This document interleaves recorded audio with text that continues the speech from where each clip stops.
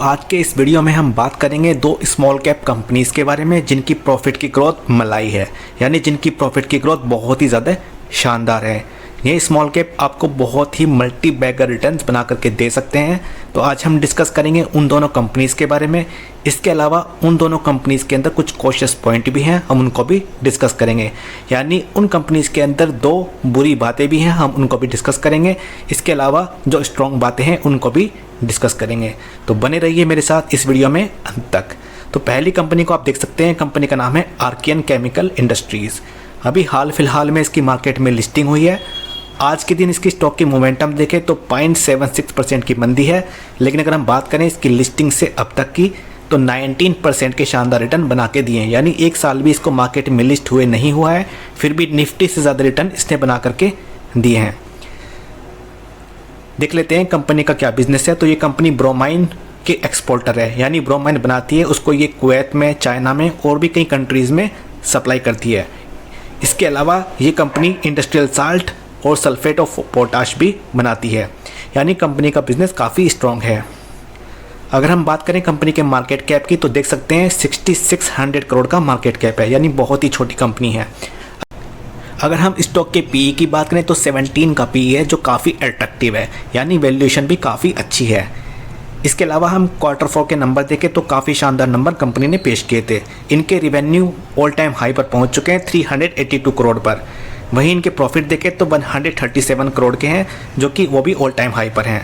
यानी बहुत ही शानदार तरीके से कंपनी अपने प्रॉफिट और रिवेन्यू को बढ़ा रही है।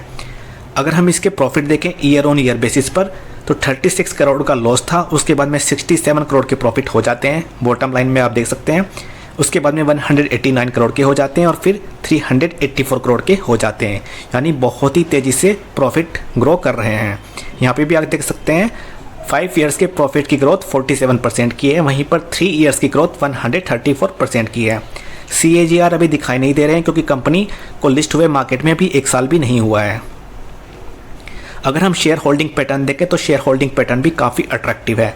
प्रमोटर की होल्डिंग 53.6 की है, FIIs 5.47% है और DIIs 30% है। DIIs लगातार इसके अंदर खरीदारी कर रही है, यानी DIIs इस स्टॉक के अंदर अपना विश्वास दिखा रही है। वहीं पब्लिक की होल्डिंग देखें तो 11% के आसपास की है, यानी शेयर होल्डिंग पैटर्न भी हमें काफ़ी स्ट्रॉन्ग देखने को मिल रहा है।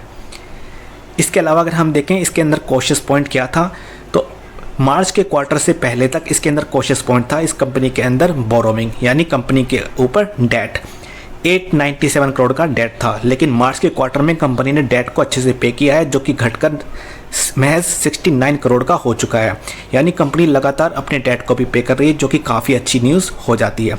यानी इस कंपनी के फंडामेंटल काफ़ी अच्छे से बढ़ रहे हैं, प्रॉफिट भी बढ़ रहे हैं, डेट भी कम हो रहा है। इसके अलावा प्रमोटर की होल्डिंग भी जो हैं और DIIs लगातार बाइंग कर रही है, जो कि इस कंपनी के अंदर काफ़ी स्ट्रॉन्ग फिनेंशियल को दिखाता है।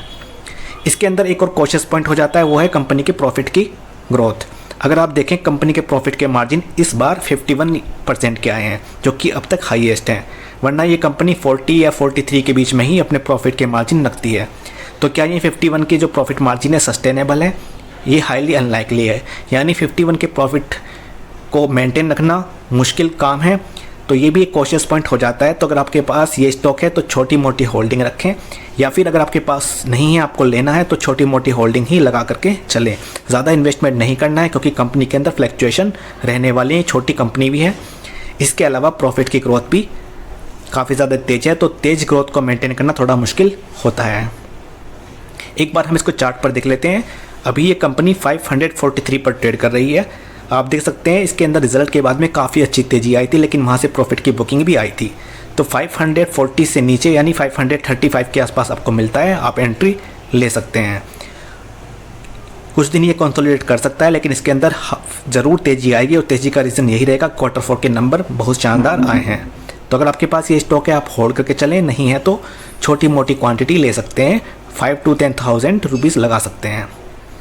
दूसरी कंपनी की बात करें तो आज 5% के आसपास की तेज़ी देखने को मिल रही है। जब से इसके Q4 के नंबर आए हैं लगातार 5% का अपर सर्किट लग रहा है, यानी नंबर काफ़ी शानदार आए थे और तब से ही तेज़ी बनी हुई है। अगर हम बात करें 5 साल के रिटर्न की तो 1112% के रिटर्न है, यानी आपके पैसे को 12 गुना के आसपास बना दिया है 5 साल के अंदर। हालांकि 5 साल पिछले 3-4 साल से ही इस स्टॉक के अंदर हमें तेज़ी देखने को मिल रही है, उसका रीज़न भी हम आज डिस्कस करने वाले हैं। तो देख सकते हैं कंपनी का नाम है डायनाकोन सिस्टम एंड सॉल्यूशन लिमिटेड, जो कि DSSL के नाम से जानी जाती है। ये कंपनी IT के सेक्टर में काम करती है, IT इंफ्रास्ट्रक्चर कंपनी है। ये company facility management, security solution और सॉफ्टवेयर सर्विस प्रोवाइड कराती है। मुंबई में इसका हेडक्वार्टर है। मार्केट कैप की बात करें तो महज 564 करोड़ का मार्केट कैप है, यानी काफ़ी छोटी कंपनी है। स्टॉक के PE की बात करें तो 17 का PE है, यानी वैल्यूएशन भी काफ़ी अट्रैक्टिव है। यहाँ पे आप Q4 के नंबर देख सकते हैं। इनके जो रिवेन्यू है 226 पर आए हैं, वहीं प्रॉफिट की बात करें तो 12 करोड़ पर पहुंच चुके हैं, यानी प्रॉफिट भी इनके ऑल टाइम हाई पर लगे हुए हैं। अगर ईयर ऑन ईयर बेसिस पर देखें तो दुगने से इनके प्रॉफिट बढ़े हैं, और अगर क्वार्टर ऑन क्वार्टर बेसिस पर देखें तो 40% के आसपास का जंप है। अगर हम ईयर ऑन ईयर बेसिस पर देखें तो पहले ये कंपनी के अंदर हमें कुछ ग्रोथ देखने को नहीं मिल रही थी। इसी वजह से 10 ईयर्स के आसपास तक ये कंपनी कुछ परफॉर्म नहीं कर रही थी, क्योंकि कंपनी के जो प्रॉफिट थे वो स्टक थे, हर बार 1 करोड़ के ही आते थे। 1 करोड़ आप देख सकते हैं बॉटम लाइन में, 1 करोड़ के प्रॉफिट, फिर 1 करोड़ के प्रॉफिट, फिर से 1 करोड़ के प्रॉफिट, फिर से 1 करोड़ के प्रॉफिट, फिर से 1 करोड़ के प्रॉफिट, यानी कंपनी के प्रॉफिट स्टक थे। लेकिन वहाँ से आती है बहुत अच्छी ग्रोथ। 1 करोड़ से 3 करोड़ के होते हैं, फिर 4 करोड़ के होते हैं, फिर 6 करोड़ के होते हैं, फिर 9 करोड़ के होते हैं, फिर 16 करोड़ के होते हैं, फिर 33 करोड़ के होते हैं। और जैसे ही कंपनी के प्रॉफिट बढ़ते हैं, ऐसे ही स्टॉक के अंदर भी जंप आता है और स्टॉक बन जाता है मल्टी बैगर। अगर हम बात करें प्रॉफिट की ग्रोथ की तो 5 ईयर्स में 78% की प्रॉफिट की ग्रोथ है, 3 ईयर्स में 76% की ग्रोथ है। स्टॉक के CAGR भी काफ़ी अट्रैक्टिव हैं, 61% के हैं 5 ईयर्स में, और 3 ईयर्स में 197% के हैं। अगर हम शेयर होल्डिंग पैटर्न की बात करें तो 61% की होल्डिंग प्रमोटर के पास है और 39% के आसपास की होल्डिंग पब्लिक के पास है। काफ़ी छोटी कंपनी है, इसलिए ऐसी छोटी कंपनी के अंदर FIIs और OTIs यूजुअली नहीं होते हैं। अगर हम इस कंपनी के अंदर कॉशियस पॉइंट की बात करें तो बोरोइंग, इस कंपनी के ऊपर कर्जा है 69 करोड़ का, जो कि लगातार बढ़ता जा रहा है।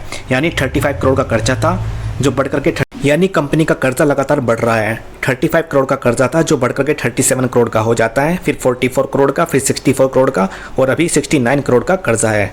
यानी कर्जा लगातार बढ़ रहा है। फिर भी बहुत ज़्यादा बड़ा कर्जा भी नहीं है, लेकिन आपको इस पर फोकस करना है, कंपनी के कर्जे को बढ़ते हुए देखना है। अगर कंपनी का कर्जा बहुत ज़्यादा बढ़ जाता है तो आपको फिर कॉशियस हो जाना है। अगर हम चार्ट पर देखें तो देख सकते हैं लगातार अपर सर्किट लग रहे हैं, तो अभी आपको ख़रीदारी नहीं करनी है, और वैसे भी आप ख़रीदारी नहीं कर पाएंगे क्योंकि अपर सर्किट लग रहे हैं। अगर किसी वजह से इसके अंदर गिरावट आती है जो 400 के आसपास आपको मिलता है तो आप ख़रीदारी कर सकते हैं। लेकिन वही छोटी कंपनी है, वॉलेटाइल है, छोटा मोटा इन्वेस्टमेंट ही करके चलना है। इसके अलावा कर्जा भी है कंपनी के ऊपर, ये भी कॉशियस पॉइंट है। तो अपने पोर्टफोलियो का 1% या मैक्सिमम 2% आप दे सकते हैं, 5 to 10,000 लगाकर छोड़ सकते हैं। कंपनी अच्छा करती है तो आप अपना इन्वेस्टमेंट बढ़ा सकते हैं। तो दोस्तों इस वीडियो में इतना ही। उम्मीद करता हूँ वीडियो पसंद आया होगा। वीडियो पसंद आया है तो लाइक कर दीजिएगा और चैनल को सब्सक्राइब कर दीजिएगा। तो दोस्तों अभी के लिए बाय बाय।